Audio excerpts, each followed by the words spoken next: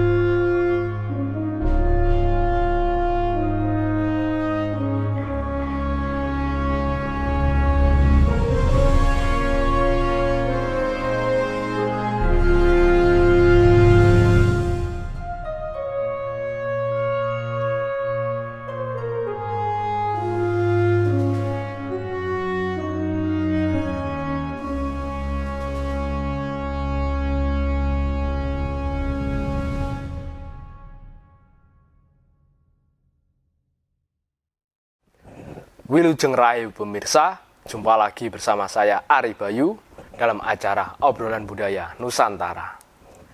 Nah, dalam kesempatan kali ini kita masih membahas tentang epos Mahabharata. Mungkin banyak dari pemirsa yang masih penasaran apa saja lakon yang ada di dalam epos tersebut. Mari kita tanyakan ke Mas Gurit. Selamat malam Mas Gurit. Selamat malam Mas Bayu. Nah, kemarin kan Mas Gurit sudah beberapa kali menyebutkan salah satu nama tokoh yang terkenal di dalam pewayangan, yaitu Gatotkaca. Nah, sedangkan yang saya ketahui, nama Gatotkaca sudah dipakai di beberapa simbol-simbol. Salah satunya nama pesawat, karya Pak Habibie itu. Iya, benar sekali. Nah, dan apa itu nama jalan? Nama-nama jalan. Dan di akhir-akhir ini juga ada game online yang menggunakan tokoh Gatotkaca. Oh iya. Nah, dan kabarnya di tahun 2021 nanti akan rilis film yang mengangkat nama Gatotkaca.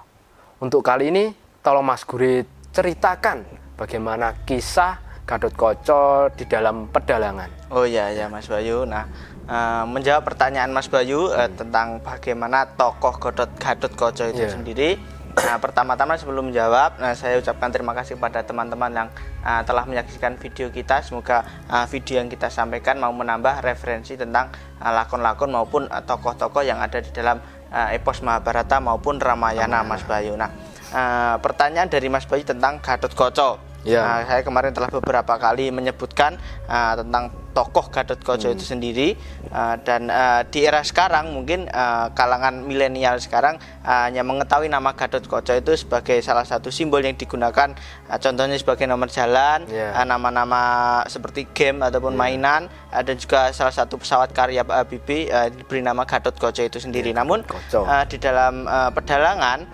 Gatotkaca itu sendiri, kita membahas latar belakangnya dulu, Mas Bayu. Nah, Gatotkaca sendiri di dalam pedalangan umumnya merupakan anak dari pernikahan antara Werkudara atau Bima dengan Arimbi, putri dari negara Pringgondani yang kemarin saya telah ceritakan pada lakon Babat Alas Wonomarto. Nah, di situ diceritakan jika diurutkan si Gatotkaca itu dari silsilah Bima, dari anak-anak Bima, si Gatotkaca itu merupakan anak nomor 2, Mas Bayu. Jadi anak nomor 1 dari Bima yaitu bernama Antareja yang saya ceritakan kemarin, dan yang nomor 2 itu diberi nama Gatotkaca itu tadi, Mas Bayu. Nah, ada beberapa versi tentang anak-anak Bima. Jadi keturunan Bima itu ada banyak referensi dari beberapa sanggit maupun gaya pakliran, Mas Bayu. Yang saya ketahui ada yang mengatakan anak Bima itu ada 3 dan juga ada 4. Nah, umumnya jika di pedalangan juga ada Antareja, Gatotkaca, dan juga Antasena, biasanya seperti itu. Namun ada juga di kalau tidak salah di pakliran gaya Banyumas, gaya pesisiran itu anak Bima itu ada 4. Yang pertama juga Antareja, Gatotkaca, Antasena, dan yang nomor 4 Serenggini.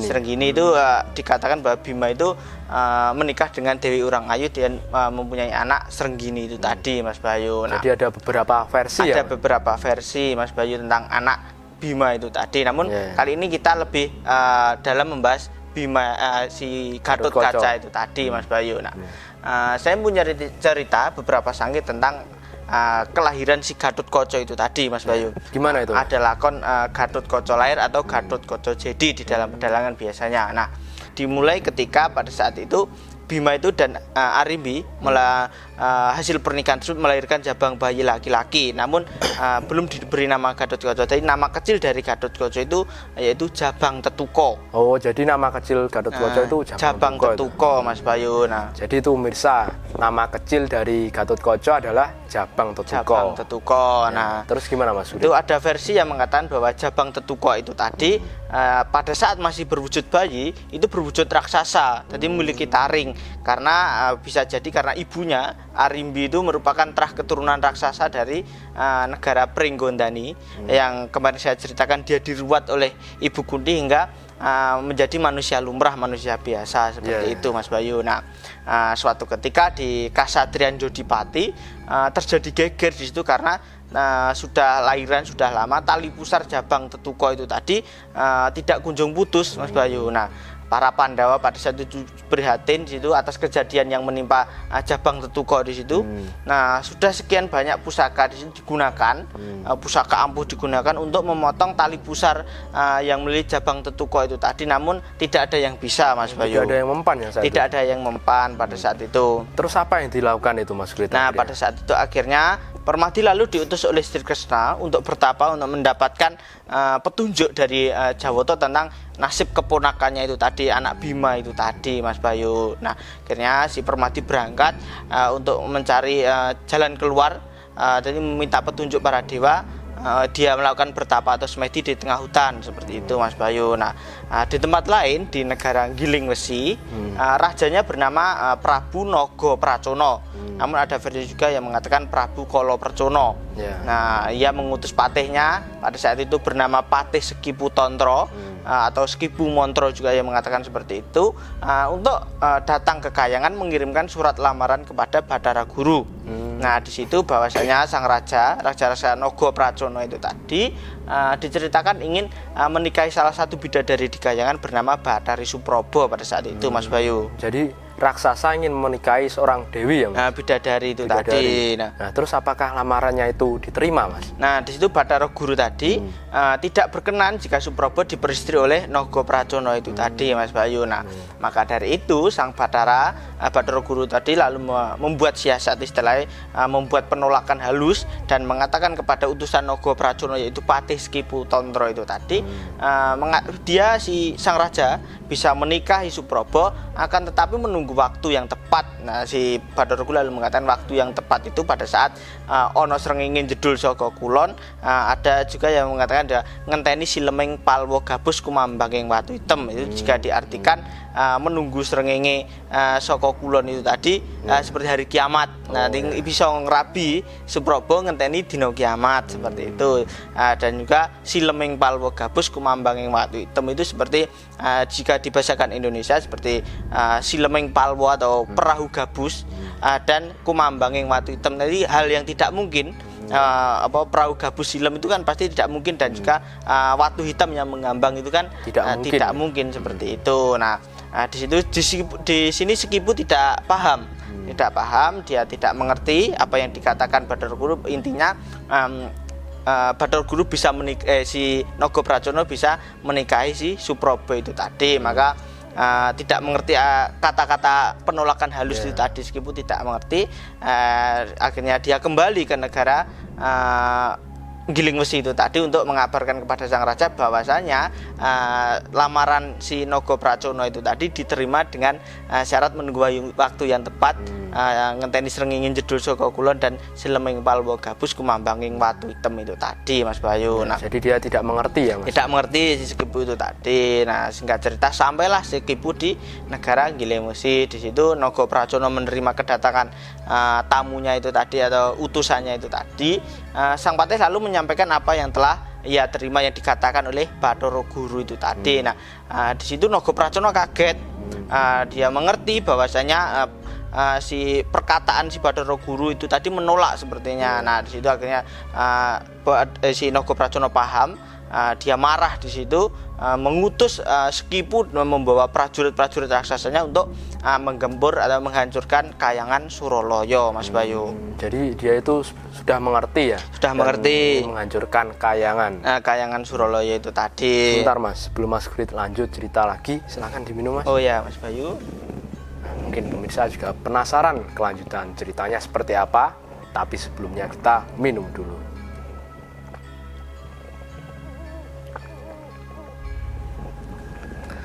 Gimana Mas? Silakan dilanjut Mas. Nah, akhirnya singkat cerita si para raksasa itu tadi telah sampai di namanya di Repat Kepanasan itu seperti alun-alun, namun di luar Kahyangan Suralaya. Di situ para dewa sudah bersiap untuk berperang melawan raksasa itu tadi. Maka terjadi peperangan di antara raksasa Gilingdosi melawan para dewa di situ. Namun di Repat Kepanasan itu tadi. Nah, di situ Patih Skiputantara itu berhasil mengalahkan para dewa. Pada situ Narada kebingungan. Akhirnya pintu atau lawang Silomatangkap itu pintu yang menuju ke Kahyangan itu ditutup agar raksasa tidak bisa naik ke Suralaya. Nah, Bathara Guru lalu mengutus Narada untuk di situ mencari Permadi, mencari Arjuna, dan Narada juga diutus membawa pusaka kadewatan, pusaka yang ampuh yang bernama Kunto Druwasa. Pusaka tersebut untuk diberikan kepada si Permadi itu tadi, Mas Bayu. Pusakanya apa Mas namanya itu? Kunto Druwasa atau Kunto Wijaya Danu, bisa dikatakan seperti itu, Mas Bayu. Itu apa? Kegunaannya apa Mas? Nah, pusaka tersebut berwujud panah, anak panah, Mas Bayu. Jadi anak panah namun bisa mempunyai seperti wadah. Jadi ada wadahnya seperti itu. Kunto Wijaya Danu tersebut diberikan kepada si Permadi itu tadi. Nah, Narada akhirnya membawa dan mencari si Permadi itu tadi, Mas Bayu. Nah, di tempat lain di hutan namanya hutan Tikbasara. Di situ Suryatmaja atau Karna yang saya ceritakan, Suryatmaja anak dari Kunti yang dibuang itu tadi. Di situ dia sedang bertapa. Dia sedang bertapa dengan tujuan agar ia mendapatkan senjata yang ampuh seperti itu. Nah, pada saat itu datang Bathara Surya ayahnya mengatakan bahwasanya Suryatmaja bisa mendapatkan pusaka ampuh yang ia inginkan dengan cara ia harus menemui si Narada dan dia harus mengaku-ngaku sebagai Permadi di situ. Nah, Suryatmaja akhirnya berangkat karena saya ceritakan telah sampaikan kemarin bahwasanya Suryatmaja dan Permadi itu perawakannya dan wajah-wajahnya hampir mirip. Nah, seperti itu. Nah, akhirnya Suryatmaja berangkat, Mas Bayu. Nah, di tengah perjalanan dia bertemu dengan Narada. Narada di situ juga ya istilahnya menganggap bahwasanya Suryatmaja itu adalah Permadi. Jadi karena Suryatmaja juga mengaku bahwa dia adalah Permadi. Jadi Narada itu tidak tahu ya? Tidak istilahnya karena kemungkinan mirip itu tadi, mirip itu perawakan si Suryatmaja hampir mirip dengan Permadi itu tadi. Maka Bathara Narada itu tadi percaya bahwasanya Suryatmaja itu adalah Permadi itu tadi. Maka dari itu Kunto Wijaya Danu tadi diberikan kepada si Suryatmaja itu tadi. Nah, karena si Bathara Narada mengira itu Permadi, maka setelah mendapatkan itu tadi, setelah diberikan dan dibawa oleh Suryatmaja, Suryatmaja segera berlari, Mas Bayu, segera berlari. Oh, jadi setelah mendapatkan pusakanya, ia langsung berlari ya, Mas? Ya, di situ Suryatmaja langsung pergi karena dia takut jika penyamarannya sebagai Permadi tadi diketahui oleh Narada itu tadi. Maka dia berlari dan mengatakan bahwasanya dari kejauhan dia bukan Permadi, melainkan si Suryatmaja itu tadi. Nah, si Narada pada itu kaget dan bingung karena telah salah memberikan pusaka Kunto Wijaya Danu itu tadi. Ya lalu setelah karena bingung dia tidak bisa berpikir lagi, dia memberi keputusan untuk mencari Permadi di situ si Narada itu tadi, Mas Bayu. Nah, singkat cerita Narada akhirnya menemukan Permadi di situ yang sedang bertapa, dan Narada menceritakan bahwasanya dia telah diutus oleh Bathara Guru membawa Kunto Wijaya Danu untuk diberikan kepada si Permadi. Namun di situ dia telah salah memberikan kepada si Suryatmaja itu tadi. Nah, terus setelah mendengar kabar tersebut, Permadi bagaimana, Mas? Nah, Permadi pada saat itu segera istilahnya menututi atau mengejar pelarian si Suryatmojo itu tadi, Mas Bayu, untuk mengambil kembali Kuntowijoyondanu itu tadi. Nah, di situ akhirnya Permadi menemukan tempat Suryatmojo. Di situ dia bertemu dan si Permadi mengatakan bahwasanya dia meminta pusaka yang di Bathara Guru peruntukkan untuk Permadi itu tadi untuk memotong tali pusar Jabang Tetuko itu tadi. Nah, Suryatmojo pada situ tidak mau memberikan dan terjadi peperangan di antara Permadi dan Suryatmojo di situ karena sama-sama ingin memiliki Kuntowijoyondanu itu tadi. Nah, mereka berdua saling berebut di situ dan singkat cerita akhirnya senjata Kunto itu tadi, Kuntowijoyondanu tadi berhasil didapatkan oleh si Suryatmojo, dan sedangkan si Permadi hanya mendapatkan wadah atau warongkone, Mas Bayu.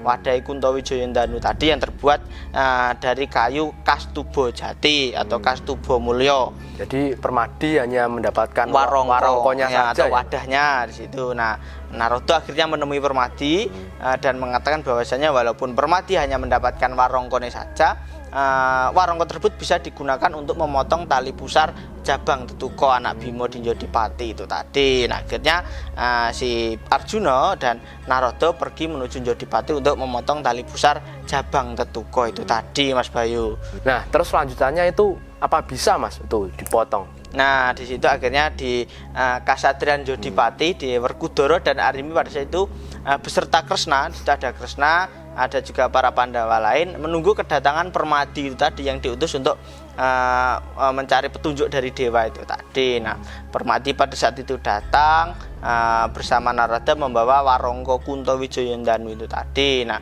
akhirnya singkat cerita Permadi berhasil memotong area tali pusar si Jabang Tetuko itu tadi dengan menggunakan warongko Kuntowijoyondanu itu. Nah, namun setelah putus itu tadi tali pusar itu tadi putus, terjadi keanehan. Warongko itu tadi, warongko kayu itu Kastubo Jati itu tadi ternyata melebur menjadi satu ke dalam pusernya si Jabang Tetuko, Mas Bayu. Jadi setelah putus langsung melebur jadi satu ya, masuk ke dalam pusernya si Jabang Tetuko itu tadi, Mas Bayu. Nah, Narada pada saat itu mengatakan kepada para tamu Kresna dan para Pandawa lain, Bima dan Arimbi, bahwasanya jika nanti ada perang besar Jabang Tetuko itu tadi jangan sampai bertemu dengan seseorang yang memiliki Kuntowijoyondanu, dan tidak lain yang memiliki hanya si Suryatmojo itu tadi yang berhasil memiliki Kuntowijoyondanu itu tadi. Nah, di situ si Narada lalu mengungkapkan bahwasanya dia diutus oleh Bathara Guru untuk mencari jago karena Kahyangan sedang diobrak-abrik oleh Naga Pracona itu tadi dengan patihnya Skiputondra itu tadi. Nah, pada saat itu menurut Bathara Guru yang bisa menandingi Naga Pracona tidak lain hanya Jabang Tetuko itu tadi, anak dari Bima itu tadi. Maka dari itu Narada di situ meminta bayi Jabang Tetuko untuk dibawa ke Kahyangan Suralaya untuk menandingi Naga Pracona itu tadi, Mas Bayu. Oh, jadi yang akan menjadi jagonya para dewa itu Jabang Tetuko ya? Jabang Tetuko yang masih bayi itu tadi, Mas Bayu. Lalu apakah orang tuanya mengizinkan, Mas, di bawah itu? Nah, pada saat itu Arimbi tidak merelakan karena Jabang Tetuko yang masih kecil itu tadi. Nah, di situ juga terjadi perdebatan bahwasanya si wong para dewa sing dewa-dewa duwe kasekten linuwih wae kalah apa meneh kok bayi sing isi jabang atau baru lahir itu tadi, bayi abang itu tadi. Nah, namun di situ Kresna lalu memberi menjadi penengah. Arimbi diminta menyerahkan Jabang Tetuko kepada Narada dan Kresna pada itu yang akan bertanggung jawab menjamin keselamatan Jabang Tetuko itu tadi. Nah, Narada akhirnya lalu membawa anak Bima itu tadi, Jabang Tetuko tadi ke Kahyangan Suralaya diikuti oleh Kresna di situ, Mas Bayu. Nah, singkat cerita Narada telah sampai di Kahyangan dan meletakkan bayi Jabang Tetuko itu tadi di repat kepanasan itu tadi. Di situ mengatakan kepada Naga Pracona bahwa dewa telah memiliki jago baru yaitu Jabang Tetuko itu tadi. Nah, Narada mengatakan jika Naga Pracona berhasil membunuh Jabang Tetuko, maka Kahyangan akan diberikan kepadanya dan batari yang ada di Kahyangan juga akan diberikan semua ke Naga Pracona itu tadi, Mas Bayu. Berarti Narada itu sudah sangat yakin ya, Mas? Nah, benar sekali. Si Jabang bayi Tetuko itu bisa mengalahkan Nogo Pracono itu tadi. Nah, di situ ternyata Sekipu yang maju duluan, Patih Sekipu. Dia akhirnya menggigit bayi Jabang Tetuko itu tadi dan menendang, melempar. Namun keanehannya bayi Jabang Tetuko itu tadi tidak mati. Tidak mati, dan di pedalangan di dalam pementasan biasanya dicokot tidak orang mati ini malah guyu seperti itu. Nah, bayi tersebut akhirnya Sekipu pada situ malu karena tidak bisa membunuh Jabang Tetuko itu tadi. Lalu dia melemparkan Jabang Tetuko kepada para dewa, kepada Narada, dan mengatakan bahwasanya yen aku musuh bayi Jabang Tetuko itu tadi, aku menang ora kondang, kalah malah jadi wirang istilahnya. Untuk menutupi malunya itu tadi, dia meminta Jabang Tetuko itu tadi untuk dibesarkan dulu lah, istilahnya seperti itu, Mas Bayu. Oh, jadi si Sekipu itu meminta bayi tersebut agar dibesarkan dulu ya, Mas? Dibesarkan lebih dulu. Nah, terus setelah diberikan ke Narada, itu diapain, Mas, itu? Nah, di situ Bathara Guru lalu mengutus Empu Ramayadi agar bayi Jabang Tetuko itu tadi dijedi atau digodok, dimasukkan ke dalam kawah Condrodimuka.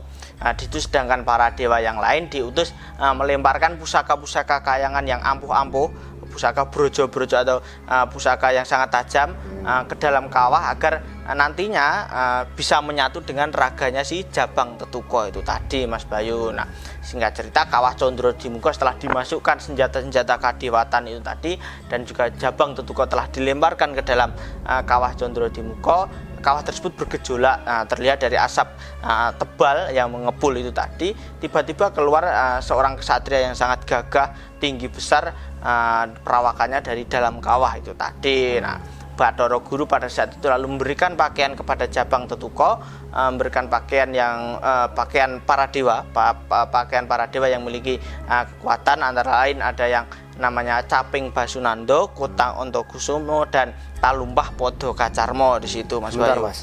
Ya. Yang Mas Guru sebutkan tadi itu ada manfaatnya apa enggak, Mas? Oh ya, nah kesaktian dari pusaka pakaian itu tadi, menurut pedalangan yang saya ketahui, Caping Basunando itu tadi daya kekuatannya jika ada panas si Tetuko tidak akan kepanasan, dan jika ada hujan si Tetuko itu tadi tidak akan kehujanan, Mas Bayu. Nah, dan si kekuatan dari Kutang Ontrokusumo itu tadi, kekuatannya pada saat itu bisa terbang, jadi Tetuko itu bisa terbang dan berjalan di udara layaknya berjalan di tanah seperti itu. Jadi dia bisa terbang seperti itu. Dan Talumpah Podo Kacarmo itu daya kekuatannya jika Tetuko pada saat itu sedang terbang dan melewati tempat-tempat angker, hutan-hutan angker ataupun pandita yang sedang bertapa di situ, maka tidak akan ada sesuatu yang akan menimpa si Gatotkaca itu tadi yang sedang terbang itu tadi. Nah, di situ Bathara Guru juga memberikan sebutan nama lain dari Jabang Tetuko, yaitu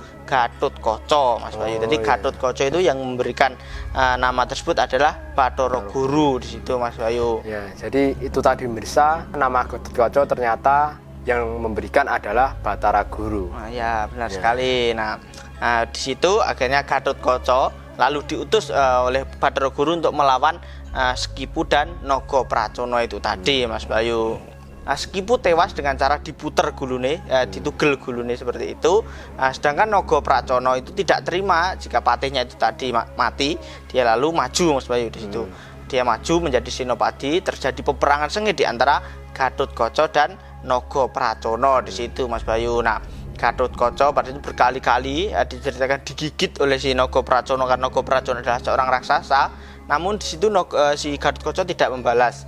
Dia tidak membalas karena beberapa kali karena digigit terus, karena sudah tidak betah itu lagi, Gatotkaca lalu berbalik badan dan kembali menggigit si Nogo Pracono itu tadi hingga membuat si Nogo Pracono tewas, Mas Bayu. Tadi Nogo Pracono itu tadi tewas oleh gigitan si Gatotkaca itu tadi. Nah, pada saat itu Narada itu teringat bahwasanya Gatotkaca adalah anak raseksi. Jadi Arimbi kan asal mulanya dia adalah seorang raseksi atau buta wedok itu tadi.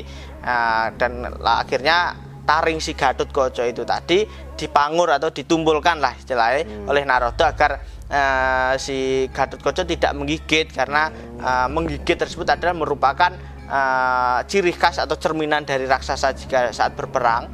sedangkan si Gatotkaca kan sudah berwujud satria itu tadi. Jadi nanti takutnya hilang wibawane lah kalau si Gatotkaca perang dengan cara menggigit itu tadi. Nah, akhirnya setelah mengalahkan para raksasa itu tadi, Gatotkaca akhirnya dikembalikan ke pangkuan Arimbi dan Bima di Kasatriyan Yodipati itu tadi, Mas Bayu. Nah, itu tadi sedikit cerita tentang kelahiran si Gatotkaca dan mendasari latar belakang Gatotkaca itu siapa, Mas Bayu. Nah, terima kasih ya Mas atas kisahnya tadi. Nanti ada kelanjutannya kan Mas? Ada Mas Bayu. Nanti tolong Mas Gurit lanjutkan ya Mas. Siap. Nah, oke itu dari pemirsa cerita dari Mas Gurit tentang kisah kelahiran Gatotkaca yang mengalahkan Nagapracana dan Sekipu. Mudah-mudahan cerita tadi bisa menambah pengetahuan dan bisa menjadi manfaat untuk kita semuanya. Dan apabila ada salah-salah kata, kami mohon maaf. Tetap ikuti video kita selanjutnya. Tetap di Salam Budaya Nusantara.